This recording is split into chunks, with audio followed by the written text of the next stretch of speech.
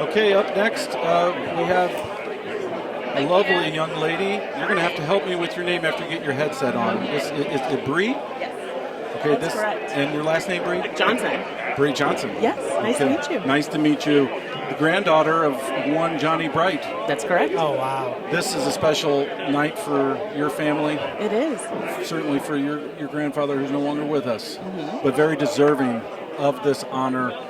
Bree, just tell us just the general emotions that you have tonight and your family in general as your grandfather goes into the Hall of Fame here locally. Yeah, as a family, we're really excited. I mean, I've grown up hearing about the legend of my grandfather, seeing plaques on the walls at home, and the stadium at his alma mater, Drake University, was named after him, so we got to go out there for that. He has a college now at Drake University called John D. Bright College, so we got to go out for that. So it's really nice to have like a ceremony at home here in Fort Wayne, where he's from, honor him too, which is really cool.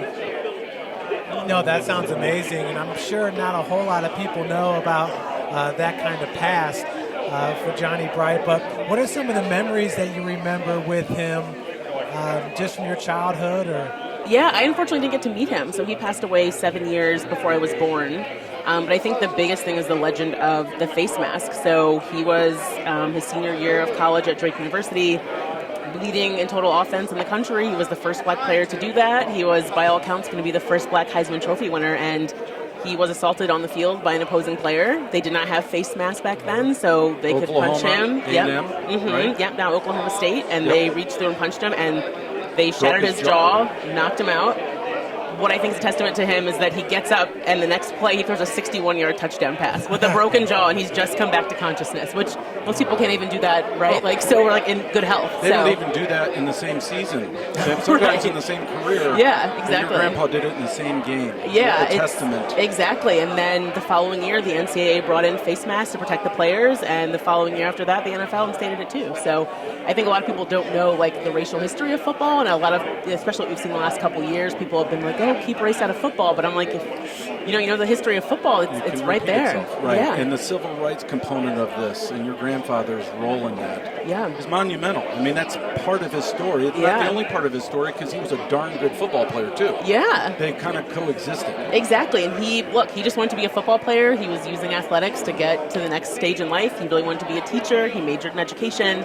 He became one of Canada's first black principals. So he had this huge career off the field as well. Yep. But because of what happened to him, so that what we just talked about was captured by two photographers. So they flew down there just to catch the game, because they kind of heard rumblings that they weren't going to be very nice to my grandpa, and they caught it. Stuck around and got the picture. Yep, they caught it all on film and ended up winning the following year's Pulitzer Prize. It was the front page of Time magazine and Life magazine, and it became a national talking point about the treatment of black athletes. So to have that story just kind of like thrust upon you on top of just wanting to be an athlete it's pretty incredible. But he handled it well, and I think for him, what's incredible is he didn't even tell my mom and her siblings about that happening. Like, he didn't want them to have grudges against people or certain states, and that's cool. I think that's incredible, because I think most people would have told everybody, right? But he just didn't want to be remembered for what happened to him when he was in his 20s. Like, what a testament, though, to him as a person, right? And who he really was.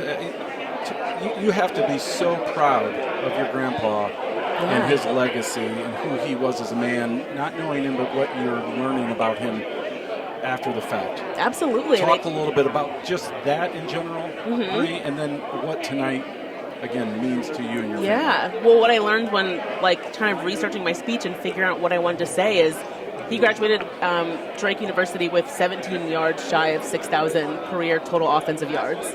He left with 10 minutes left in the game because he wanted all of the seniors to get a chance to go into the game. I think most of us would have gone for the 17 yards. Yes. But I think to just say, you know what? Speaks volumes. Yeah, I've gotten plenty of yardage. I don't really need to hit 6,000. I'm going to let my teammates get in. I think that's incredible. I think, like I said, most of us would have gone for the 17 yards. I know I would have. Right. So that humility for him to say, look, I've done enough. I want my teammates to shine. That's pretty incredible to him. So learning those stories, and as a teacher, he was the teacher who had deodorant in his room for kids that didn't have it at home. He had snacks. He would buy kids lunch.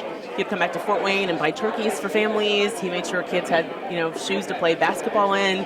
He hosted a basketball and football camp when he came back every summer to Fort Wayne. So I think hearing about the philanthropy and him giving back before, athletes like LeBron made it a thing to do that was pretty incredible to hear. Well, excellent. Well, Bree, thank you so much for joining us tonight. This is long overdue, but better late than never. Exactly. Right? And your grandpa is a Fort Wayne legend. We're so honored that you could join us tonight. We're honored to see him go into the Hall of Fame. Well, thank you guys very much for having me. I appreciate it. You bet. Pleasure. Thank you, Bree. Bye-bye. Nice to meet you. Thanks for the history lesson. Of course. That I was love amazing. history. Yeah, it's great. Thanks.